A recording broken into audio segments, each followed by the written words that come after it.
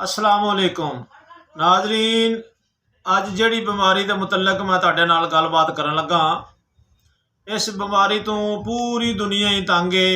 इस बीमारी के शिकार लोग लखां ते करोड़ां रुपये ला के भी इस बीमारी तो जान नहीं छुड़ा सके।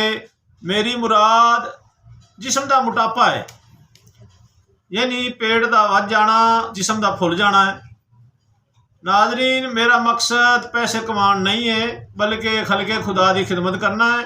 मैं अज की इस वीडियो मोटापे के नुकसानात, अलामात ते इलाज के बारे गलबात करन लगा। दोस्तों, मोटापा सारिया बीमारियां की जड़ है। बद परहेजी की वजह तो बंदा इस बीमारी मुबतला होंदा है। गलत मलत इलाज करा के इस बीमारी इजाफा कर लेंदा है। मोटापे के शिकार मरीज नूं हर वक्त मौत का डर रहिंदा है। उहदे जिस्म का कोई हिस्सा भी सही तरह काम नहीं करता। बंदा हर वेले मुख्तलिफ बीमारियों का शिकार रहिंदा है। उठन बैठन नाल सांस फुलदा है। ज़्यादा ब्रैलर वांगू खाण वाले लोग ही इस बीमारी का शिकार होंदे ने।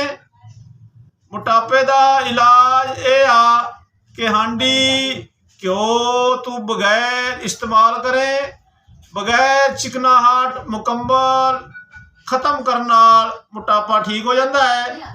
नुस्खा सुने।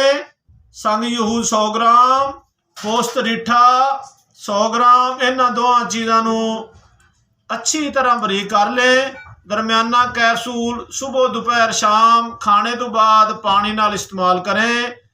ते 4 चीज़ां तो परहेज जरूरी है। 4 चे तो शुरू होंदियां ने: चिकनाई, चीनी, चावल, चाय।